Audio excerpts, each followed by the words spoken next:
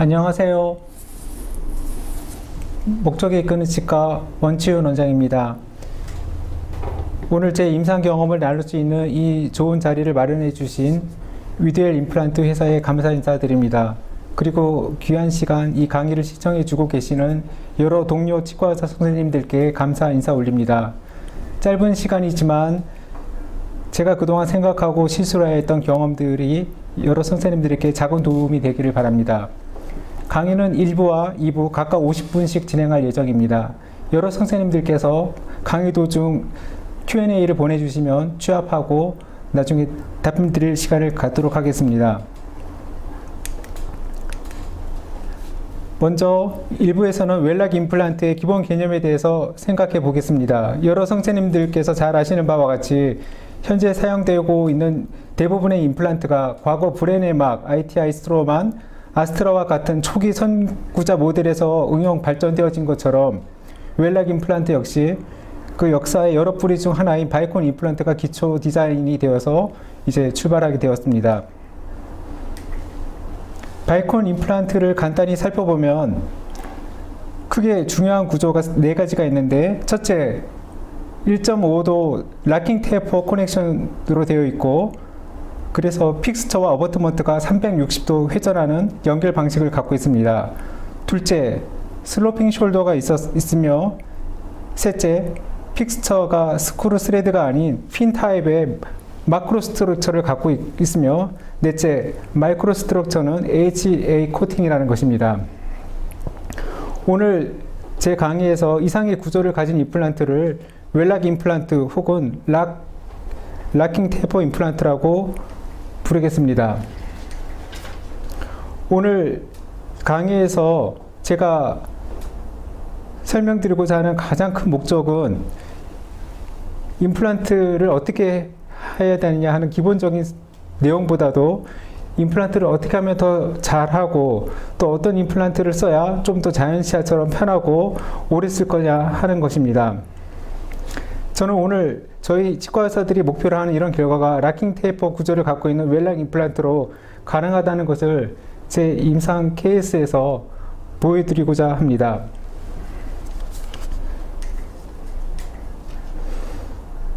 락킹 테이퍼 임플란트의 결과입니다. 보시는 것처럼 양측 하악 제1대구치를 임플란트로 수복하였고, 최종 8년이 지난 후에 엑스레이와 임상사진이 보여지고 있습니다.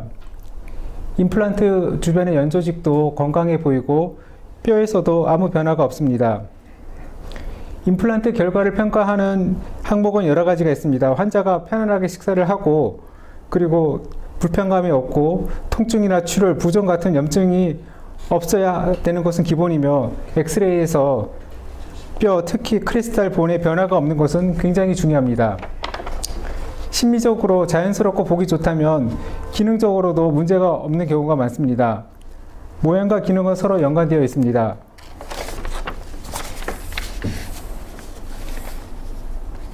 임상에서 이루어지고 있는 다양한 경우 중 과연 어떤 결과가 좋은가를 평가하는 것은 쉽지 않습니다.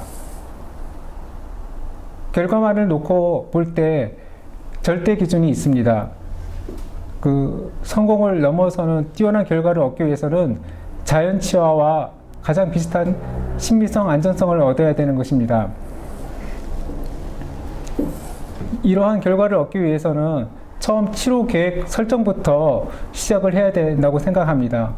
어떤 개념과 어떠한 목표로 치료를 시작하느냐에 따라서 그 의지가 여러 선생님들의 그 과정을 통해서 결과로 이루어진다고 생각합니다.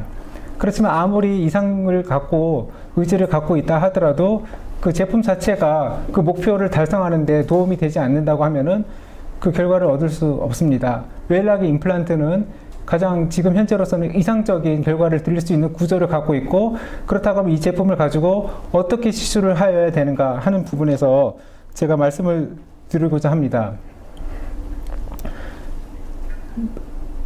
치과 의사가 잘해야 되는 것도 필요하지만은 또한 환자가 도움을 주셔야 되고, 환자의 상태가 여러 가지가 다를 수 있습니다. 그리고 과정에서 쉽고 편하게 하는 것도 중요하다고 볼 수 있지만 저는 오늘 과정보다도 그 결과가 차이가 난다고 하면은 조금 더 노력을 기울여서 그 과정을 만들어 나가야 된다고 생각을 합니다. 과거 초기 약 30년 전에 익스터널 헥사 구조의 임플란트 사진입니다. 여러분들이 보시다시피 익스터널 헥사 임플란트 구조는 여러 가지 단점이 있었습니다. 스크루에 의존했기 때문에 스크루 루즈닝이 있었고, 그리고 임플란트 식립 깊이 자체에 한계가 있었습니다. 그렇기 때문에 거기서 표현되는 연조직에서는 항상 단점이 있어 왔습니다. 오늘 이 점을 극복하기 위해서 웰락 임플란트를 어떻게 심어야 되는가 하는데 포커스를 두고 말씀드리겠습니다. 이 사진에서 보시는 것처럼 여러분들 버칼 쪽과 팔라탈 쪽 혹은 버칼 쪽과 링괄 쪽에 연조직의 모습을 잘 유념해서 보시길 바랍니다. 그리고 저 크라운, 옛날에는 주로 골드로 만들었지만은 저 모양이 이머전시 프로파일이 과연 자연스러운 건가 생각을 해봐 주시길 바랍니다. 이것은 약 35년 전에 알브렉슨 선생님께서 임플란트 성공 기준에 대해서 말씀하신 것입니다. 이 성공 기준이 지금 받아들이기는 어렵지만은 본 체인지가 성공에서 굉장히 중요하다는 것을 지적했다는 것은 의미가 있습니다. 크리스탈 본 로스가 없어야 된다는 것이 지금으로서는 가장 이상적인 임플란트 결과로 말할 수 있습니다. 이 부분입니다. 과거에 애뉴얼 본 로스가 있는 것은 당연하게 여겨졌습니다. 그러나 이것이 더 이상 지금은 당연하게 받아들여지고 있지 않습니다. 그래서 임플란트 역사 발전 과정 중에서 보면은 여러 선생님들 다 아시겠지만 플랫폼 스위칭이라는 개념이 탄생했는데 이것은 임플란트 발전 과정에서 필연적인 과정이었습니다.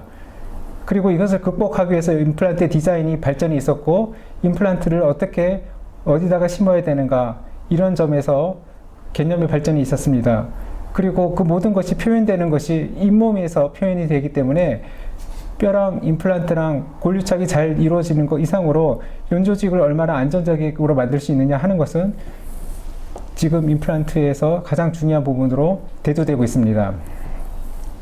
그래서 오늘 제가 여러분들께 초점을 두고 말씀드리고 싶은 중요한 개념들은 자연치화와 임플란트, 특히 직경의 차이, 그리고 그 커넥션 부분의 차이에 대해서 여러분들이 조금 주목해 주시길 바라고, 그리고 이것이 결국은 최종적인 모양과 기능을 결정한다, 여러분들께 말씀드리고 싶습니다. 플랫폼 스위칭이라는 것은 결국은 연조직을 편안하게 만들기 위해서 임플란트와 픽스처의 조인트 부분을 갖다가 픽스처와 본과의 커넥션 부분에서 일정한 거리를 떨어뜨려야 된다, 이런 개념이죠. 네. 그래서 임플란트가 초기 브레네막의 익스터널 헥스 구조에서 발전을 해왔지만은 여러 가지 형태의 임플란트들이 만들어졌습니다. 예를 들어서 지금 티슈 레벨의 임플란트, 그리고 완바디 임플란트를 제가 보여드리고 있는데, 이런 임플란트들은 사실은 효율적인 면에서는, 효율적이란 면은 굉장히 쉽게 할 수 있으니까 어쩌면 경제적으로도 유리한 부분이라고 할 수 있겠죠. 분명히 유리합니다. 그렇지만은 단점도 있습니다. 생물학적으로 유리합니다. 왜냐하면은 그 어버트먼트와 픽스의 정션 부분이 본에서부터 멀리 떨어져 있기 때문에 박테리얼 인베전에 의한 본 디스트럭션으로부터 처음부터 프리한 구조이기 때문입니다. 그렇지만은 예를 들어서 티슈 레벨 임플란트는 그 자체로서 단점이 있는데 깊이 심을 수가 없기 때문에 이머전시 프로파일에 한계가 있고, 그리고 충분한 깊이의 보철, 충분한 길이의 보철을 만들 수 없기 때문에 보철하는데 여러 가지 단점이 있을 수 있습니다. 또한 제 개인적인 경험으로는 싱글 리플레이스먼트 할 때는 스크루 루즈닝이 다른 시스템보다 많은 것 같습니다. 원바디 역시 갭이 없으니까 박테리얼 인베전이 없고 페리임플란테이티스에 자유롭다고 볼 수 있겠죠. 그렇지만 이것도 제가 한 50케이스를 해본 결과 프랙처 되는 아픔이 있었고, 프랙처 됐을 때 리페어 할 수 없는 단점이 있었습니다. 픽처를 제거해야 되기 때문에. 그리고 시멘 제거하기가 어렵고, 그리고 또한 보철 부분에서 다양성이 없다, 이런 단점이 있습니다. 그래서 임플란트에서 우리가 평가를 할 때 어떤 점이 좋으냐 나쁘냐 하는 것은 한 면으로 평가할 수 없지만은 경제적이냐 효율적이냐 쉽고 편하냐 이런 것도 중요하지만은 가장 결과가 오랫동안 편안하게 가는데 초점을 두고 저희가 임플란트 디자인을 해야 된다고 생각합니다. 제가 임플란트를 시작한 지 한 20년 정도 이제 넘은 것 같은데 그래서 이러한 고민으로 여러 가지 임플란트를 많이 썼습니다. 그래서 제가 조금 더 노력을 하더라도 결과가 자연스럽게 올라갈 수 있다면은 즉 생물학적인 부작용, 페리임플란타이티스가 생기지 않고 그리고 기계적인 결함이 생기지 않는다고 하면은 어떠한 비용과 어떠한 노력을 하더라도 그런 결과를 만들려고 노력을 했습니다. 그러다가 제가 선택한 것이 이제 락킹 테이프 임플란트도 선택하게 되었고 또한 앵킬로스라는 임플란트도 쓰게 되었습니다. 조금 편한 것이 아무래도 스크루 타입 임플란트니까 앵킬로스라는 임플란트를 많이 쓰게 되었는데 이것도 바이콘 임플란트와 비슷한 면이 있어서 박테리얼 실링이 어느 정도 되고 그리고 티슈가 굉장히 편안하게 결과를 만들어주기 때문에 선호를 했습니다. 그런데 결정적으로 이 임플란트는 프랙처가 빈발하게 발생을 하였기 때문에 아무리 좋은 결과를 준다고 해도 부러지면은 그걸로 모든 결과가 실패했기 때문에 그런 아픔이 있었습니다. 그래서 지금 최종적으로 가장 이상적인 결과를 주는 임플란트는 제가 생각했을 때 제대로 시술한다고 하면은 웰락 임플란트, 락킹 테이프 임플란트가 아닌가 생각을 하고 있습니다.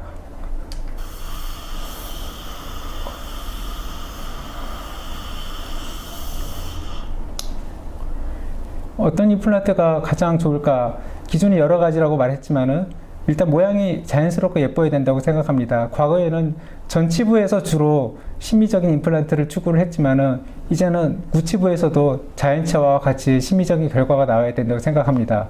그리고 이런 심미적인 결과가 나왔으면은 그게 깨끗하게 유지가 되어야 하고 그리고 건강하게 유지가 되어야 됩니다. 즉 페리임플란타이티스가 생기지 않아야 되겠죠. 그렇다고 하면은 그 연조직이 시술하고 나서 처음에 좋았던 결과는 항상 깨끗하게 관리가 잘 되려면 오래 가는 것 같습니다. 그 연조직이 깨끗하게 유지가 되어야 됩니다.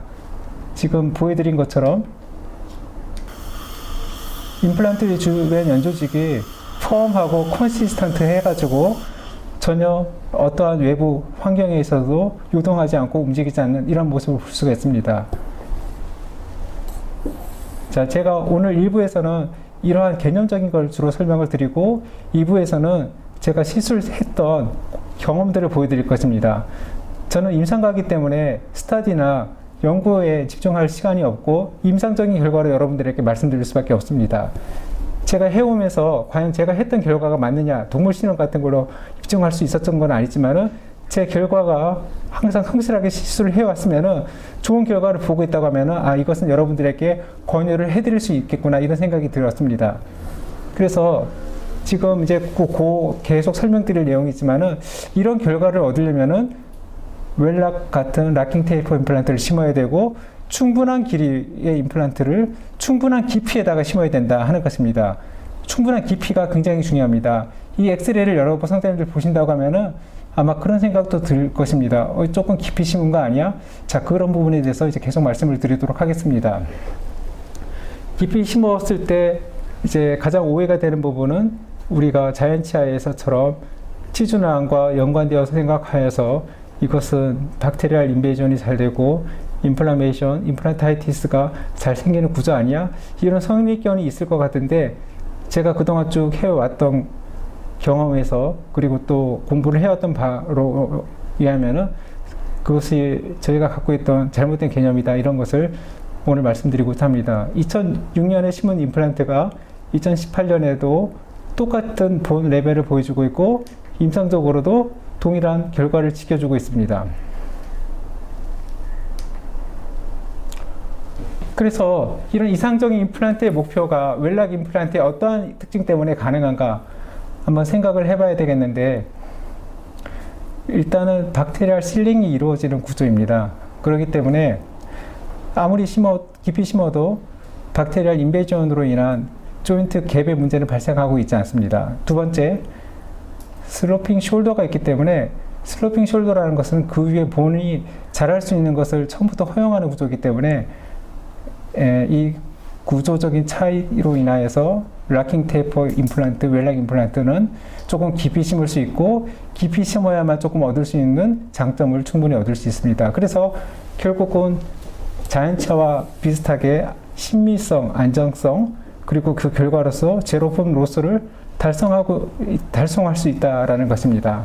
자, 우리가 좋은 결과를 이제 알고 싶으면 어떻게 하면 잘못되는 건가 하는 거에 대해서도 생각을 해봐야 되는데, 어떻게 보면은 모든 실패 상황을 갖다가 다 피할 수 있다고 하면은 남는 것은 좋은 최선의 결과만 남게 되겠죠. 왜 우리가 실패를 할 수밖에 없습니다. 실패를 하면은 왜 실패를 했는가를 분석을 해야 됩니다. 이게 박테리아 때문인가, 미케니컬한 페일런가, 아니면 임플란트를 좀 잘못 심었는가, 임플란트 자체에 디자인에 문제가 있는가, 아니면 환자가 잘못을 했는가, 뭐 한두 가지가 아니라 여러 가지가 복합적으로 작용이 될 것입니다. 그렇지만은 술자는 가장 잘 알 것입니다. 환자가 또 정기적으로 관리를 잘 받고 내원을 하셔야 되겠죠. 그렇지만은 여러 선생님들께 말씀드리고 싶은 거는, 환자가 정말 성실하게 리콜 체크도 잘하고 관리도 잘했고, 또 의사가 시술도 정말 정성껏 다 했는데도 문제가 생긴다고 하면은 그거야말로 배우고 공부하고 극복하고 싶은 주제가 아니겠습니까?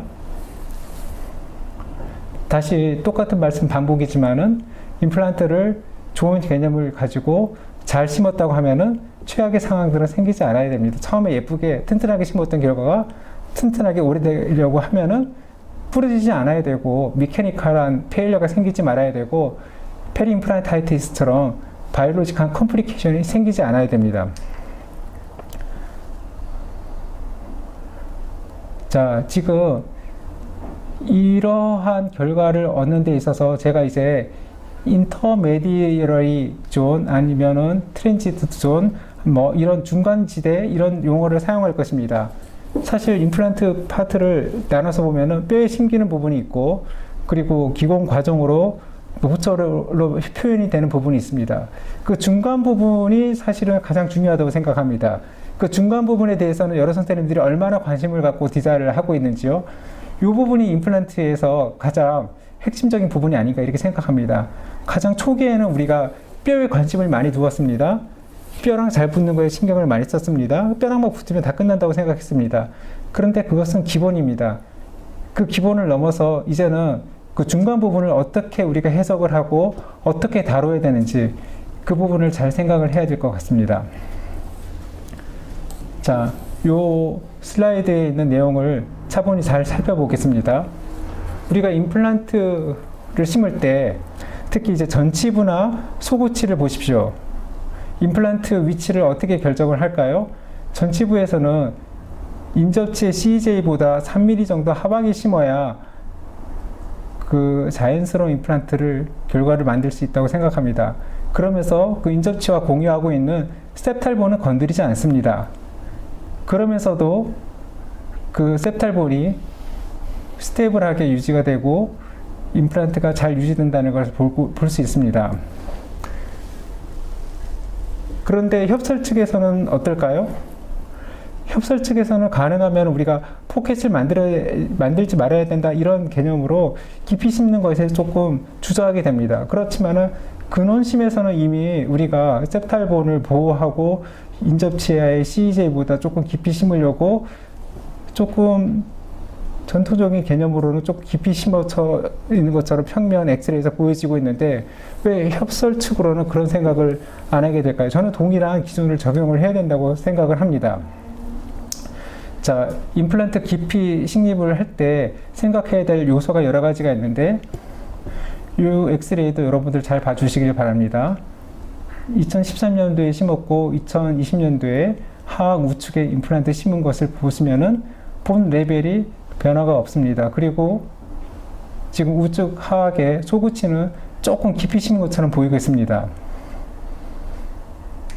그렇지만은 이것이 과연 깊이 심었는가 하는 부분에서 CT를 통해서 본다고 하면은 다른 결과를 얻을 수 있습니다. 우리가 발치를 할 때 버칼본이 가장 먼저 없어집니다. 그렇기 때문에 가장 낮은 레벨의 본, 버칼본을 기준으로 해서 임플란트를 심어야만 픽스자가 모두 뼛속에 잠기게 되고, 그렇다고 하면 그 둘레에서는 굉장히 깊이 심은 것처럼 서브크레스탈로 2mm, 3mm 정도 내려간 것처럼 보이지만은 버칼본 기준으로 해서는 그렇지 않다는 것입니다. 그렇다고 하면 무슨 뜻이냐? 그러면 링구알하고 메지알, 디스탈 쪽에는 조금 깊이 심었으니까 너무 깊이 심은 그 결과가 환자 관리하는데 문제가 생기지 않을까요?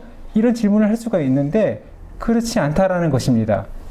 그렇다고 하면은 이제 저는 그런 결론을 내렸습니다. 임플란트가 충분히 깊이 심어져서도 건강하게 유지할 수가 있고, 조금 더 자연적인 결과를 얻어야 된다고 하면은 버칼본에서도 우리가 그렇게 임플란트를 유지를 하고 심어야 된다, 이렇게 결론을 내렸습니다. 그래서 지금까지 말씀드린 것을 다시 요약을 한다고 하면은 조금 깊이 심을수록, 무조건 무지막지하게 깊이 심자는 것은 아니죠. 적절히 필요할 만큼 깊이 심어야 되는데 충분히 깊이 심었을수록 장기적인 안정성을 얻을 수 있다. 임플란트 주위염이 최소화되고 그리고 뼈를 보존할 수 있다. 그리고 당연히 조금 더 깊이 심을수록 심리적으로 유리하게 되고 그렇게 되는데, 깊이 심는 것이 사실은 모든 임플란트가 그렇게 쉽지 않습니다. 이제 예를 들어서 익스트라 헥스 타입도 그렇고, 또 조금 조인트 부분이 좀 두꺼운 임플란트들은 깊이 심을 때 여러 가지 많이 힘든 것들이 있기 때문에 그렇게 시도도 하지 않고 있습니다. 이제 웰락 임플란트는 깊이 심을 수 있는 이유가 여기 있습니다. 락킹 테이퍼 구조고 박테리아 실이 되고, 그리고 특히 이제 이 락킹 테이퍼 구조가 아까 말씀드린 것처럼 우리 다 아는 이야기지만 바이콘에서 출발했지만은 바이콘보다도 더 웰락은 한 걸음 더 발전을 해서 어버트먼트와 힐링 캡을 상응하게 만들었습니다. 그리고 슬로핑 숄더가 있고 이것을 익스트라 오럴 시멘테이션을 할 수 있는 테크닉이 있기 때문에 이게 깊이 심을 수 있는 여러 가지 요소가 되는 것입니다. 자, 이것은 바이콘 홈페이지에서 빌린 사진인데 굳이 뭐 이 사진이 아니더라도 임상적으로 우리가 얻을 수 있는 사진은 많습니다. 익스트라 오럴 시멘테이션을 할 수 있다라는 것이죠. 시멘이 남았을 때 페리 임플란티스티스를 생기게 한다는 것은 너무나 잘 알고 있습니다. 그 임플란트를 갖다가 심을 때 수프라 진지발이나 이끼 진지발로 심는다고 하면은 시멘 제거하는 게 어렵지 않겠지만은 좀 깊이 심어야 될 경우에는 시멘 제거하는 게 문제가 되겠죠. 익스트라 오랄 시멘테이션을 하고 익스트라 오랄하게 시멘 라미네이트를 제거한다고 하면은 이 문제를 없앨 수 있습니다. 이게 너무나 웰락 임플란트에서는 쉽게 이루어질 수 있습니다. 제가 익스트라 오랄 시멘테이션 하는 과정을 동영상으로 보여드리도록 하겠습니다.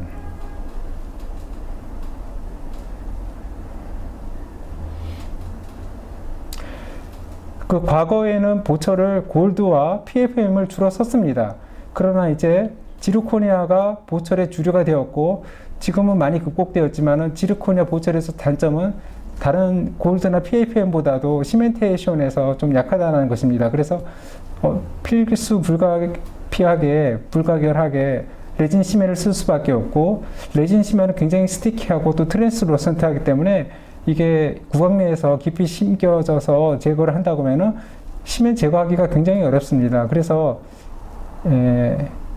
익스트라 오랄로 시멘테이션을 해서 깨끗하게 다 조립을 한 다음에 구강 내 세팅을 하면은 근원적으로 나무 시멘에 대한 걱정이 없습니다. 사실 이제 저는 주로 이런 방식으로 하고 있는데 가끔은 이제 다른 데서 치료받았던 환자들이 오게 되는 걸 가끔 보고 또 그것을 갖다가 열어보다 보면은 항상 시멘이 남아있는 것을 발견을 합니다. 제가 완바디 임플란트를 심었고 또 그게 페일해가지고 제거한 거를 보고 사진을 찍었을 때도 완바디 임플란트는 익스트라 오랄 시멘테이션이 안 되죠. 시멘이 남아있었습니다. 제가 얼마나 꼼꼼하게 하려고 했는데도. 그래서 시멘이 남는다 하는 것은 우리가 이아트로제닉하게 뭔가 나쁜 팩터를 만들었기 때문에 이것이 우리가 다른 방법으로 피할 수 있다고 하면은 반드시 피해야 할 거라고 생각이 됩니다.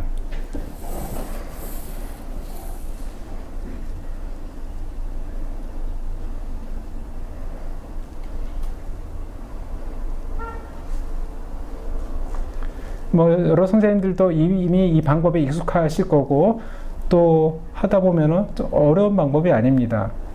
이게 사실 웰락 타입에서 더 쉬운 거는 스크류가 없기 때문입니다. 스크류가 있는 모델에서도 SCRP 타입이라고 해서 구강 위에서 시멘테이션을 할 수가 있는데 그 스크류 부분에 홀에 또 시멘이 들어가고 그 부분을 제거해야 되고 이런 번거로움이 있는데 웰락 타입은 그냥 지금처럼 세면하고 제거하고 그리고 큐어링 하면은 너무 깨끗합니다.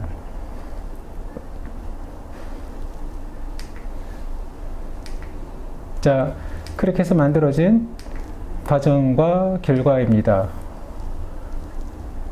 우측 하악 제1, 제2 대구치를 수박하는 사진인데 사실 뭐 여러 선생님들 봐서도 자연스럽게 됐다라고 평가를 내려주실 거라고 생각이 됩니다. 그래서 똑같은 말을 반복이지만은 임플란트는 저희 치과 의사들이 다 만들어 가는 거기 때문에 어떤 임플란트를 선택하느냐, 또 뼈를 어떻게 프랩하고 그래프트를 할 건가 말 건가, 또 임플란트를 얼마나 깊이 심을 것인가, 어떻게 보철을 하는 거에 따라서 결과가 다 다르기 때문에 우리가 생각을 하고 계획을 세우고 그리고 어떤 게 가장 좋은 건가 생각이 된다고 하면은 그렇게 해야 된다고 생각하면은 이런 방법으로 가야 되지 않을까 저는 그렇게 생각합니다. 자, 그러면은 깊이 심을 수 있으면은 왜 조금 더 좋은 구조를 얻을 수 있을까라는 것들 조금 더 분석을 한다고 하면은 사실 힐링 임플란트 픽스처의 굵기, 조금 더 정확하게는 어버트먼트와 픽스처의 조인트 부분 혹은 어버트먼트가 시작되는 부분의 직경과 최종 보철몰의 굵기 사이가 있기 때문에 그 차이를 극복하기 위해서 이머전시 프로파일이 생기고 조금 더 위쪽으로 올라올수록 넓어져야 되기 때문에 그만큼 깊이 심어야 된다는 것은 생각해 보면 당연히 얻을 수가 있습니다. 아까는 주로 임플란트가 뼈 속에 완전히 묻히기 위해서 버칼 쪽 본은 조금 얇기 때문에 우리가 버칼볼에서 이제 협축으로 최소한의 2mm 이상의 본이 있어야만 구조적으로 안정이 될 수 있다고 하죠. 본이 삼각형으로 생겼기 때문에 조금 더 2mm의 본을 갖다가 얻기 위해서는 조금 더 깊이 심어야 되는 거고, 그렇기 때문에 깊이 심는 거에 대해서 이론적인 이 이야기가 여러분들께 말씀을 드렸고, 지금 보철할 때 조금 더 자연스럽게 모양을 만들어 주려고 하면은 이머전시 프로파일을 형성하기 위해서 대구치 기준으로 해서 픽스처와 어버트먼트 조인 부분이 뭐 한 3, 4mm 혹은 4mm라고 봤을 때 그 대구치의 직경이 8, 9mm라고 한다고 하면은 한 4mm 정도의 차이가 있잖아요. 4mm 정도 차이가 하프 2분의 1로 편측으로 온다고 하면은 최소 2mm 정도의 차이가 있고, 그만큼은 조금 깊이 심어서 밑에서 올라와야 될 수밖에 없습니다. 자, 그런데 자, 깊이 심는 거에 대해서 생각할 게 여러 가지가 있는데, 깊이 심는 게 사실은 어려울 수가 있는 게 심어 놓고 그 위에 뼈가 자라 올라올 수 있기 때문에 힐링 어버트먼트를 갖다가 꼽을 때 걸리는 부분, 혹은 나중에 어버트먼트를 체결할 때 걸리는 부분이 귀찮아 가지고 사실은 임플란트를 갖다가 깊이 심는 거를 피할 수도 있습니다. 그렇지만은 그 부분의 뼈를 갖다가 조금 심하게 제거하는 선생님들도 계시고, 혹은 처음부터 그게 귀찮아 가지고 리치 크레스트를 운동장처럼 테니스장 청소할 때 롤러로 평평하게 미는 것처럼 보온을 갖다가 평평하게 깎아놓고 임플란트를 심는 원장님들도 계시고, 과거에 그렇게 가르쳐주는 원장님들도 있는데, 그래서는 안 된다고 생각합니다. 그래서 이제 나중에 보여드리겠지만은 웰락 임플란트에서는 임플란트 심을 때 힐링 어버트먼트를 커브 스크류처럼 쓸 수 있게 만들었고, 거기와 매칭되는 힐링 어버트를 만들었고, 거기와 매칭되는 어버트먼트가 있기 때문에 그 깊이 심었을 때 그 수프라 크리스탈로 올라가는 뼈를 잘 보호할 수 있는 구조가 있습니다. 이 슬라이드는 바이콘에서 제가 캡처를 한 사진입니다.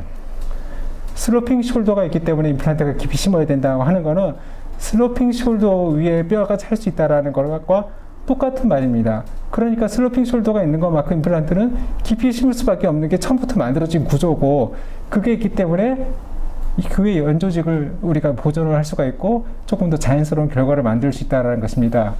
이 사진을 본다고 하면은 민년대 뭔가 좀 이상하지 않습니까? 아, 이제 좀 자연스럽게 됐군요. 다시 보실까요? 자, 치아가 아주 자연스럽게 예쁘죠? 그렇다면 이러면 어떨까요? 아주 미세한 차이지만은 파필라가 있느냐 없느냐에 따라서 굉장히 예쁘다, 아, 부자연스럽다 이렇게 되는 것처럼, 자, 눈썹 하나 차이가 굉장히 예쁘냐 아니냐 결정하는 것처럼 치아에서도 파필라가 있느냐 없느냐 굉장히 큰 차이를 만들고 있습니다. 이 파필라를 보존하는 것이 바로 뼈고, 그 말은 자, 연조직을 지켜주는 것은 뼈고, 뼈가 있어야 연조직이 보호가 된다, 이런 말입니다. 선생님들 죄송합니다. 잠깐 물 한 잔 마시겠습니다.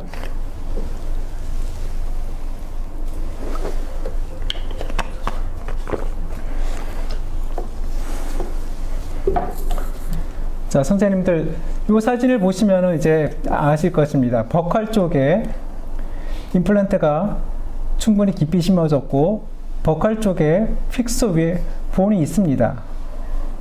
그렇기 때문에 저 임플란트가 자연스럽게 보이고, 그리고 그 구조가 2015년, 2017년 뭐 변화 없이 안정적으로 갈 수가 있다는 것입니다. 바로 화살표로 보여지고 있는 이 부분이죠. 아까 보여드린 것처럼 파필라 부분이 치아 신미성에 굉장히 유리하고, 파필라가 지켜지기 위해서는 그 위쪽에 슬로핑 숄더 위에 뼈가 있어야 되는 것처럼 버칼 쪽의 에스펙트도 똑같이 우리가 처리를 할 수가 있다라는 것입니다. 자, 지금 이론적으로 웰락 임플란트, 락킹 테이퍼 임플란트의 기본적인 그 구조적인 특징에 대해서 말씀드리고 있습니다. 요약하면은 슬로핑 숄더가 있다, 락킹 테이퍼 구조다, 핀 타입의 구조다, 그리고 코팅이 HA 코팅이다. HA 코팅이기 때문에 조금 더 뼈랑 단단하게 붙는다는 것은 잘 아실 수 있을 것입니다. 그리고 핀 타입 구조이기 때문에 이쪽에 하버시안 라이크 볼이 형성된다는 것도 이미 잘 알려지고 있습니다. 그래, 표면이 좋다는 것은 우리 의사들한테 굉장히 신뢰와 안정감을 주죠. 심었는데 골유착이 안 된다면 얼마나 황당하겠어요? 자, 그런데 초기 골유착이 잘 된다고 해서 이게 항상 잘 길게 유지되는 건 아니죠. 왜냐하면은 어차피 본 리모델링이 되기 때문에 처음에 조금 서둘러서 하느냐 안 하느냐 뭐 그런 차이는 있지만은 결국은 골유착이 잘 되고 난다면은 그 다음은 어떻게 로딩을 잘 유지를 잘 하느냐 하는 게 중요한 것 같습니다. 그렇지만은 또 초기 고정에 대해서 이야기를 하려면 좀 몇 가지를 더 해야 되는데, 우리가 임플란트랑 뼈랑 붙일 때 완전히 골유착이 다 100% 완성된 다음에 보철을 하지는 않잖아요. 어느 정도 초기 고정이 있을 때 그거와 골유착이 됐을 때 평행점에 우리가 보철을 하게 되는데, 웰락 임플란트, 바이콘 타입, 핀 타입 임플란트는 초기 고정이 없기 때문에 조금 그런 부분에서 불리하지 않는가 이런 생각을 할 수가 있지만은 저는 경험상 뭐 그런 일은 없었고, 초기에 옛날에 바이콘이 이제 언코티드 임플란트가 있었습니다. 모든 임플란트 구조가 다 이제 머신드 임플란트에서 시작돼서 이제 러퍼 서피스로 오고 이렇게 하는 과정이 있었는데, 그래서 그런 점에서 조금 언코티드 임플란트를 조금 더 오랫동안 둬야 되는 그런 어려움이 있었는데, HA 코팅을 쓴다 하면은 표면 때문에 골유착이 안 돼가지고 어려움은 없었고, 단지 이제 초기 고정을 얻을 수 없는 부분에 좀 불리한 점이 있었는데, 그렇지만 여러 선생님들 아시다시피 P타입의 구조는 초기 고정이 어려워. 일단은 고정간엽을 웰락 임플란트에서는 SF, 스크루 핀 타입의 임플란트를 만들어서 극복을 했습니다. 그래서 이 임플란트를 통해서 또 얻을 수 있는 여러 장점이 있어서 조금 더 이따가 슬라이드에서 설명을 드리도록 하겠습니다.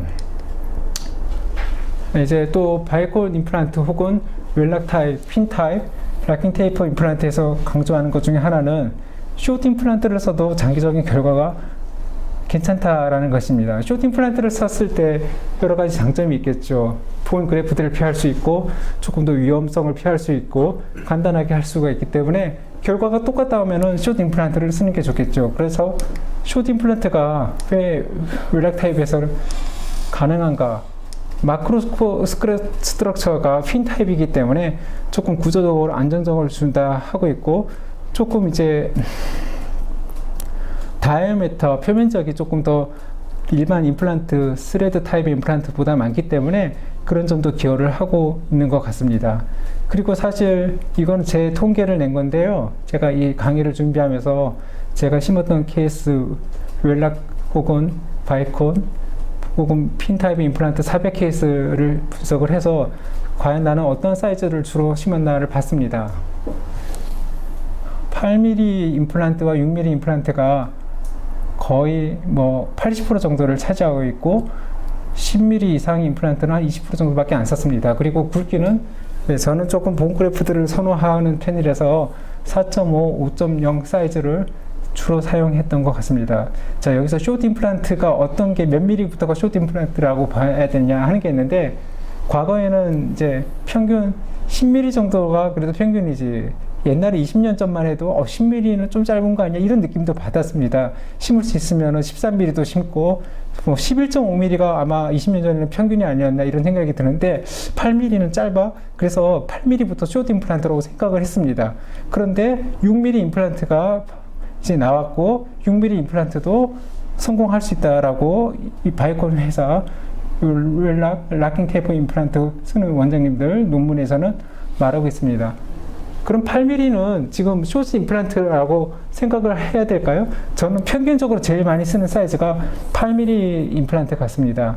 뭐 이제 크리스탈 본 로스에 대해서 이제 말씀을 드렸는데, 아무리 깊은 걸 심었는데 본 로스가 자꾸 생겨가지고 11mm 심어놨는데 3mm 없어지고 5mm 없어져가지고 남은 게 반밖에 없다고 하면은, 짧은 거 8mm 심어가지고 10년, 20년 돼도 본 로스가 없는 게 더 튼튼하지 않겠습니까?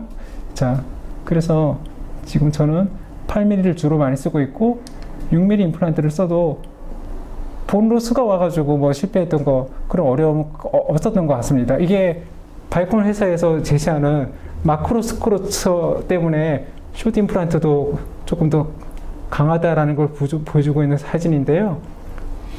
레터럴 포스가 왔을 때 저 핀 타입의 구조가 스트레스를 갖다가 릴리징을 하기 때문에 좀 구조적으로 안정성이 있다라는 걸 설명하는 사진입니다. 그래서 제가 6mm 혹은 8mm 임플란트, 아마 6mm 슬라이드만 쭉 모아놓은 것 같은데요. 썼을 때 아무 문제 없었다라는 것을 쭉쭉 제 케이스 몇 개를 보여드리도록 하겠습니다.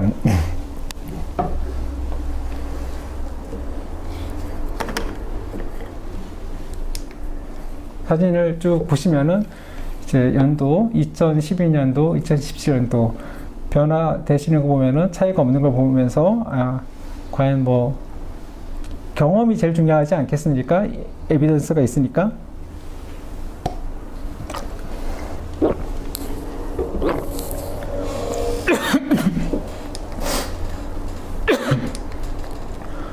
자, 아까 저희 슬라이드에서 보여드린 것처럼 6mm 임플란트 많이 썼습니다. 제가 짧아가지고 본 로스가 와가지고 실패했던 거, 어려움을 받았던 경우는 없습니다.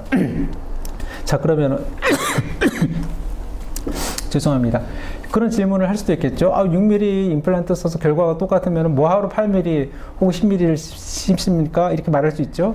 그런데 이제 항상 저널이라는 것은 보면은 한 가지 의견만 내놓지 않습니다. 남들이 다 80%는 동의하지만은 20%의 저널은 반대하는 의견이 나오기도 하고 합니다. 제가 이 세미나를 준비하면서 어떤 저널을 봤는데, 결국은 롱 임플란트가 아무래도 숏 임플란트보다는 조금 더 응력 분산과 그리고 롱텀 그 데이터가 좋다, 이런 게 있습니다. 우리가 아무리 숏 임플란트가 좋다 하더라도 그 길고 짧은 거 중에서 긴 게 조금 더 좋은 건 당연하지 않겠습니까? 짧은 거 써도 괜찮다고 하지만은 길거 심을 수 있을 때는 긴 거. 그렇다고 12mm, 11mm 뭐 이런 것까지는 필요 없다고 생각합니다. 길이가 아무리 길어서 심지어 뭐 15mm짜리를 심을 수 있어도 저는 8mm 이상은 안 심습니다. 8mm면 충분합니다. 8mm가 숏이라고 본다고 하면은 8mm로 전 충분합니다. 그렇지만은 6mm 심을래, 8mm 심을래 한다고 하면은 뼈가 좀 부족하고 본 그래프들을 피해야 된다고 하면은 뭐 6mm를 조금 굵은 걸 심겠죠. 그러나 8mm를 심을 수 있으면은 8mm를 심습니다. 그러니까 여러분들 어떤 진리를 받아들일 때 너무 편이 돼가지고 절대 맹신을 해가지고 한 가지 의견에만 딱 집중하면 안 되겠습니다. 자, 6mm 임플란트 써가지고도 아무 문제가 없는 걸 볼 수 있는데, 여러분들 선생님들 잘 보시면 알겠지만은 제가 조금은 심장이 작아서 가능하면은 사고가 안 나게 짧은 거를 심을 때는 좀 굵은 거를 심었습니다. 선생님들 보시면은 최소 5.5mm 혹은 6mm짜리를 대구치에서는 그렇게 심으려고 애를 썼습니다. 자, 그래도 여러분들 보시면 알겠지만은 크리스탈 쪽에 본이 안정적으로 가고 변화가 없다는 것을 보이시죠? 보시죠? 네, 이게 중요한 것 같습니다. 그리고 또 오늘 제가 웰락 임플란트의 장점을 자랑하면서 제가 해왔던 것을 보여드리면서 웰락 임플란트로 그러면은 모든 임플란트 케이스를 다 할 수 있습니까? 라는 질문을 하신다고 하면은 이 사진으로 여러분들께 답이 될 수 있을 것 같습니다. 풀마우스 가능하고 모든 케이스 다 가능합니다. 단지 제 경험상으로는 전치부 싱글 임플란트의 경우에는 조금 제가 기법이 부족해서 그런지 가끔은 그게 조금은 잇몸이 리바운딩 돼가지고 조금 보철물 자체가 빠지는 경험을 했는데 그 부분 빼고는 어떠한 케이스에서도 다 써도 괜찮다고 생각합니다. 그렇지만 또 저보다 뛰어난 실력의 원장님들은 그 자체도 아무 문제 없다 이렇게 말씀하시는 분들이 계시고, 저도 전치부 싱글 임플란트도 바이콘 웰락 타입으로 여러 걸 했습니다. 네, 그래서 조금 빠지는 거가 조금은 말씀을 듣기는 하지만 문제가 된 건 없었습니다. 자, 이제 10분 정도 후면 이제 일간 강의를 마무리할 텐데요. 제가 이제 SF 임플란트를 심었던 케이스를 보여드리려고 합니다.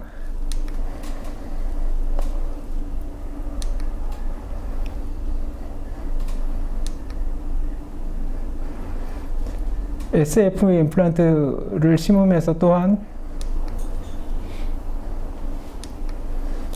보통 바이콘 타입, 웰락 타입의 임플란트의 기본적인 서지컬 프로시저를 순간순간에 다 찍어서 사진으로 같이 보여드릴 수도 있을 것 같습니다.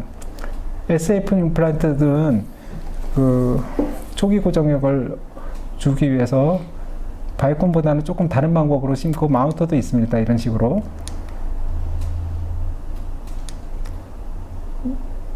마운트에 연결을 하였고, 여러 선생님들 핀 타입 임플란트를 잘 아시는 분들은 아시겠지만은 SF는 아래쪽엔 스레드가 있고 윗부분은 핀 타입이 있어서 또 아래쪽에 고정력을 좀 주기 위해서 볼륨이 조금 큽니다. 벌징이 되어 있습니다. 그래서 자세히 보시면은 조금 전통적인 핀 타입 락킹 테이프 임플란트랑은 다르다는 걸 아실 겁니다.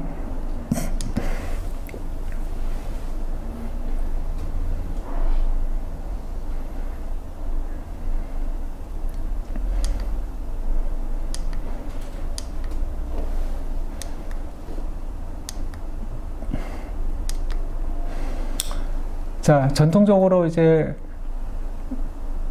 핀 타입 임플란트는 심고 나서 플라스틱 플러그를 넣습니다. 커버 스크루 대신에. 예, 저는 깊이 심기 위해서 메탈 커버 스크루를 대신 씁니다. 자, 그래서 웰락 임플란트, 락킹 테이프 임플란트가 초기 고정력이 있을 때는 어떤 점이 유리한가? 발치 즉시 식립할 때 유리합니다. 물론 휜 타입의 전통적인 임플란트로도 발치하고 즉시 심은 경우가 있습니다. 그렇지만은 조금은 초기 고정력이 없는 부분이 조금 아쉬웠고, 전후를 보더라도 이제 원 스테이지로 바이콘 타입의 임플란트를 할 때는 성공률이 떨어진다라는 사실 실제적인 그런 보고도 있습니다. 그래서 초기 고정에 대해서 조금 아쉬움이 있었는데 SF 임플란트는 그 점이 극복이 될 수가 있고, 힐링 어버트먼트를 초기에 장착할 수 있어서 나중에 세컨 OP를 피할 수 있는 장점도 있고, 이것은 지금 제가 생각을 많이 하고 있는 부분인데요. 초기 고정력이 있으면 수술했을 때 바로 구강 스캔을 해가지고 거기에 맞는 커스터마이즈드 힐링 어버트먼트나 최소 템포라리까지는 만들 수 있으니까 그런 장점이 있다고 생각을 합니다. SF 임플란트를 심었던 케이스입니다. 초기에 제가 받아서 심었던 케이스고, 여기 46번 부분은 발치 후 즉시 심었던 케이스입니다. 지금 말씀드린 것처럼 발치 후 즉시 식립이 가능하고 힐링 어버트먼트를 연결을 해서 힐링을 아주 자연스럽게 유도를 해서 조금 깊이 심은 것처럼 보여드렸는데, 여러분들 이제 그게 아니라는 것을 이제는 이해를 하실 겁니다. 네. 그래서 결과를 좀 만들었습니다.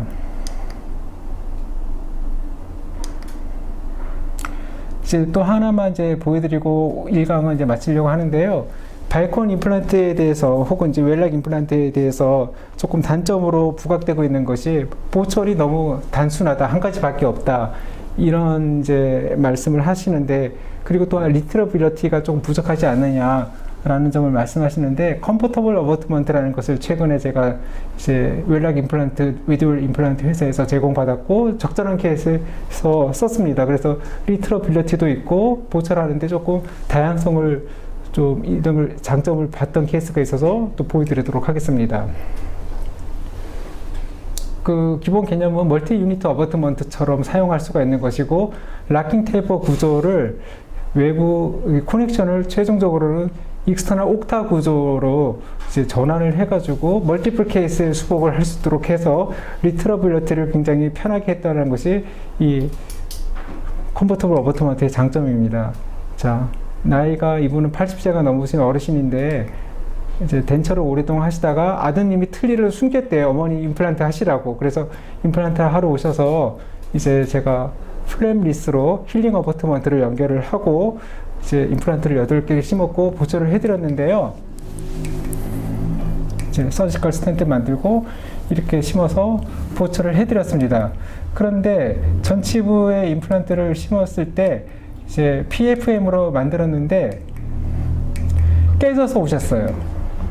그래서 이거를 갖다가 시멘테이션 다 한 다음에 리페어를 하려니까 깨져서 왔잖아요. 너무너무 힘들었어요, 제가. 이거를 차라리 지르코니아로 했으면 차라리 그냥 빼기도 쉬웠을 텐데 PFM 여러분들 시멘테이션하고 제거한다고 생각해 보세요. 얼마나 힘들까요? 그래서 이 케이스는 컨버터블 어버트먼트를 써야 되겠구나. 왜? 리피트를 해야 되는데 여러분들 전치부 만들어 드렸을 때 환자분들이 안 예뻐요. 모양이 안 예쁘다고 하면 어떻게 해야 됩니까? 할 수 없습니다. 다시 만들어 드려야 되죠. 근데 이거 뺐다 깼다 하는 리트러빌리티가 없으면 어렵습니다. 그래서 딱 이 케이스는 컨버터블 어버트먼트가 최고구나 해가지고 이렇게 만들어 드렸고, 이분 너무너무 기뻐하셔서 저희 병원 오실 때마다 과일이며 빵이며 이런 거 맛있는 거 매일매일 사주고 계십니다. 네. 그래서 모철하는 과정 중에서 리피트 할 때도 있고 또 뺐다 깼다 할 때가 있잖아요. 그래서 리트러빌리티가 있다는 것이 참 좋은 것 같습니다. 그래서 이렇게 해서 최종적으로 완성을 좀 해드렸습니다. 그래서 지금 제가 이제 그 임플란트를 갖다가 깊이 심어야 된다라는 것을 갖다가 1강에서는 조금 주안점을 두고 말씀을 드렸는데 요거까지만 보고 1강을 마치면 될 것 같습니다. 여러 선생님들 저 똑같은 케이스를 갖다가 지금 왼쪽에 있는 사진과 오른쪽에 있는 사진이 보철 모양이 다릅니다. 진지발 커프를 갖다가 3mm를 썼느냐 4mm를 썼느냐에 따라서 저런 모양의 차이가 납니다. 어떤 게 정답인 것 같습니까? 여러분들 직감으로도 조금은 갑자기 이머전시 파일이 저렇게 급격하게 직각으로 나오는 것보다도 약간 사선을 갖고 자연스럽게 나오는 게 좋다고 생각이 드시죠? 예. 요게 이제 중간 부분에서 우리가 보철을 어떻게 설계해야 되냐 하는 부분인데, 약간 깊이 심고 보철이 되는 부분까지는 깊이 심은 것만큼 사선으로 보철이 나올 수 있도록 해야 된다라는 것이고, 커넥션 부분과 최종 보철물의 다이어미터 차이만큼 우리가 깊이가 만들어지는 것이고, 또한 센터 부분, 픽스처가 나오는 부분에서의 바이올로직 위드스 3mm 정도 생각을 한다고 하면은 이게 3 더하기 2의 룰이 나와서 S커브가 만들어진다. 저는 그렇게 정리를 하고 있습니다. 그래서 보시면은 임플란트를 심을 때 인접치아의 기준으로 해가지고 서브 크레스탈 임플란트를 심어야 되는 것이고, 그리고 최종적인 보철과 그 다음에 어버트먼트의 직경의 차이를 만큼 생각을 해서 임플란트를 깊이 심어야 되고, 그리고 또한 내추럴 이머전시 프로파일을 갖기 위해서는 연조직이 있어야 되는데 연조직 아래는 뼈가 있어야 된다. 그렇기 때문에 우리가 임플란트를 심을 때 필요하면은 조금 더 깊이 심고, 필요하면은 심고 나서 뼈 이식을 해가지고 그런 모양을 이상적으로 만들자. 이렇게 여러분들이 정리를 하면 되실 것 같습니다. 여기까지 하고 1강을 마치도록 하겠습니다.